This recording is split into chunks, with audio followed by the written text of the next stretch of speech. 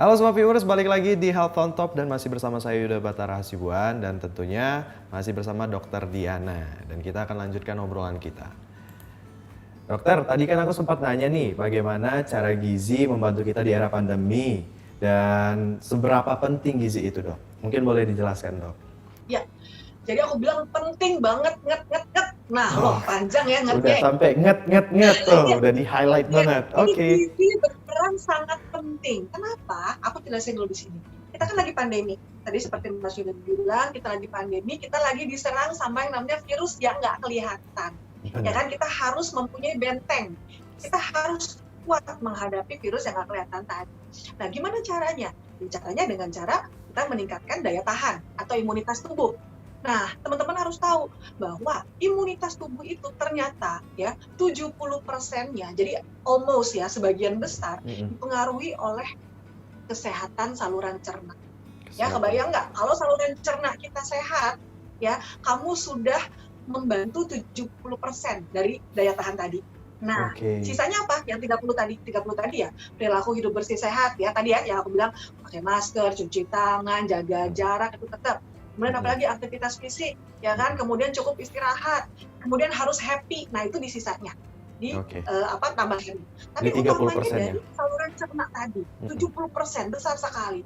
Nah, gimana caranya kita bikin saluran cerna sehat? Ya intinya kita harus makan dengan gizi yang seimbang tadi. Lengkap tuh makro, mikronya lengkap. Kalau kebutuhan nutrisi kita tercukupi, kamu udah memegang peran 70%. Jadi kalau aku bilang penting banget. Jadi kamu udah olahraga mati-matian, kamu udah cukup istirahat, kamu minum vitamin segala macam, tapi kamu lupa karbo, protein, lemak, yang nggak sehat juga. Karena tadi nggak seimbang, nggak cukup kan? Benar. Jadi benar dari makananmu. Makanya kenapa aku pun juga di rumah agak cerewet untuk urusan makanan. Ya karena kalau kamu udah isi makanan dengan gizi seimbang, piring kamu udah benar gitu ya, piring kamu isinya udah benar, nah itu kamu udah menyumbang 70%. Jadi penting banget gizi dari makanan ini. Dan makanan minuman ya, jadi semuanya ya. Oke, makanan jadi dan air putih minuman. pun nggak bisa kamu skip lagi. Yes, termasuk air putih tadi. Kalau aku udah cerita karbo segala macam, tapi air putih kadang suka lupa. Apalagi kita di rumah, nggak keringetan, pasang AC terus, apa di kantor gitu kan, lupa minum. Nah, ya aku mau tekanin teman-teman semua untuk air putih, paling nggak kita minum 2 liter per hari. Itu 2 liter per minimal. hari. Oke. Itu almost 8 gelas per hari. Kalau memang kita ada aktivitas, kita olahraga bisa 2,5 sampai 3 liter air putih per hari. Lengkap banget jawabannya tuh pemirsa, mungkin boleh di highlight tuh apa yang bilang dokter, mungkin boleh diterapin. Bahkan sebelum saya tanyakan, saya sudah ada list pertanyaan, sudah dijawab sama dokter gitu. Nah dok, terkait gizi lagi nih dok, tetap ada pertanyaannya. Apakah asupan gizi yang dibutuhkan tiap orang itu berbeda dok? Misalnya anak-anak dengan orang dewasa atau dengan orang yang lanjut usia, itu gimana dok? Ya, tentu saja berbeda. Jadi kebutuhan gizi, kebutuhan energi, protein, lemak, vitamin mineral itu berbeda-beda tergantung biasanya kelompok usia. Ya, memang ada kelompok usia. Karena dalam usia anak kebutuhannya apa? Kan goalnya beda-beda. Kalau anak kan masih tumbuh kembang, mereka masih butuh lemak, ya kan, untuk perkembangan otak, karbonya harus ini. Jadi memang setiap kelompok umur akan berbeda. Nah, kelompok umur pun yang sama, misalnya sama-sama dewasa, 30 sampai 35 tahun kebutuhannya sama. Tapi kan kondisi penyakit beda-beda ya. Karena ini kan semuanya individual. Jadi saya nggak bisa bilang misalnya, oke, kelompok usia 30-35 makannya butuh segini. Nah, tapi itu pun masing-masing ada bedanya lagi. Kenapa? Ya karena tadi, ya kondisi seseorang kan beda. Mungkin yang si A ada hipertensi atau darah tinggi, yang si B nggak ada. Kan akan beda, ya kan? Nanti yang si B ternyata kolesterolnya tinggi. Kan mulai usia-usia 30-35, udah bisa cari duit sendiri gitu kan, makan, jajan, eat out, makan di luar yang biasanya tinggi lemak jenuh, ya kan, rendah serat. Jadi mulai tuh kolesterol, mulai tuh darah tinggi, mulai tuh gulanya mulai kacau. Nah, itu pun akan berbeda. Nah, makanya kenapa memang kebutuhan gizi setiap individu akan berbeda. Kelompok umur aja beda, ya kan? Jadi masing-masing kelompok umur beda. Nah, kelompok umur pun yang sama pun akan berbeda tiap individu. Jadi nggak bisa dipukul rata, benar-benar harus kita konsultasi masing-masing kondisi, karena akan beda. Oke dok. Nah dok, ini kan masa pandemi gini tuh kan mungkin apa ya, banyak kesibukan yang kita lakukan di rumah, apa-apa di rumah. Bahkan kita juga keluar itu kan takut gitu ya. dan mengisi kekosongan kita Ya. pada saat kita lagi luang gitu, pada saat kita lagi istirahat kerja, tentu hal yang utama adalah yang dilakukan adalah nyemil gitu dok, makan makanan gitu.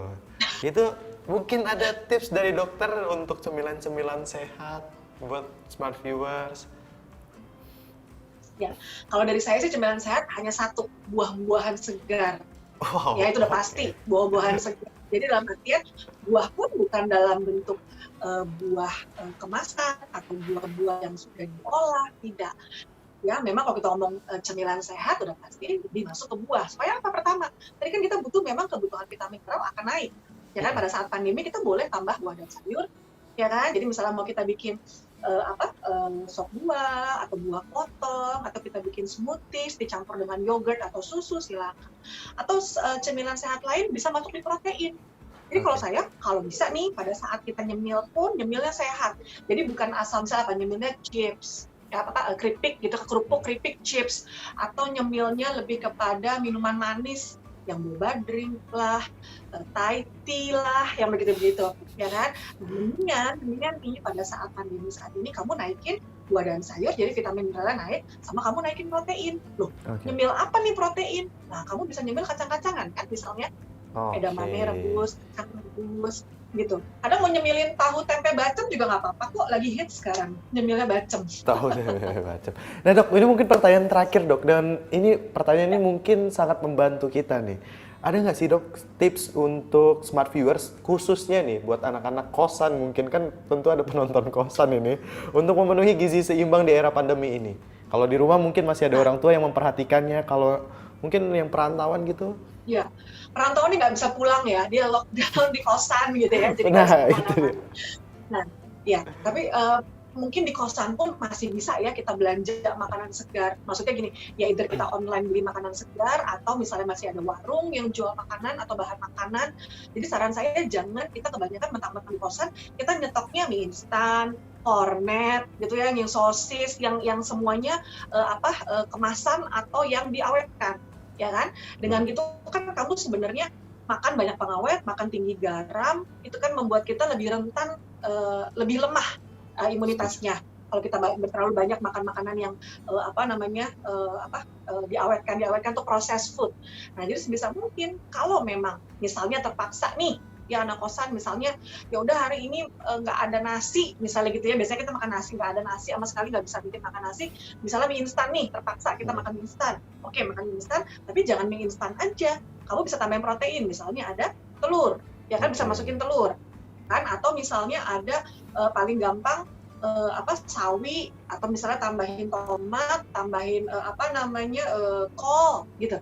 Jadi walaupun kita misalnya ya sesekali deh adanya cuma mie instan, tapi paling nggak ada proteinnya. Jadi tetap ya prinsip seimbang tadi. Mie-nya tadi sebagai karbonya, ya kan? Proteinnya dari telurnya, gitu. Jadi tetap harus lengkap, ada sayurnya juga. Nanti kalau bisa ada tambahan buah. Ya diakalin deh gimana caranya, walaupun ngekos, walaupun agak sulit aksesnya, tetap prinsipnya gizi seimbang tadi. Oke, intinya prinsipnya setiap kita makan kita harus memperhatikan yang tadi itu ya dok ya, yang dokter sampaikan, makro dan mikronya gitu. Masih ingat sedikit. Dok, terima kasih banyak dok. Kita harus berpisah karena durasi. Jadi terima kasih untuk tipsnya, untuk masukan, saran-sarannya. Dan semoga dokter dan keluarga juga selalu diberikan kesehatan dan dijauhkan dari penyakit. Terima kasih ya dokter. Amin, sehat-sehat semua. See you. Oke. Nah itu dia tadi dia Smart Viewers, perbincangan saya dengan Dokter Diana. Semoga bermanfaat, dan akhir kata saya Yuda Batara Hasibuan beserta seluruh kru yang bertugas pamit undur diri dari hadapan Anda. Terima kasih dan sampai jumpa.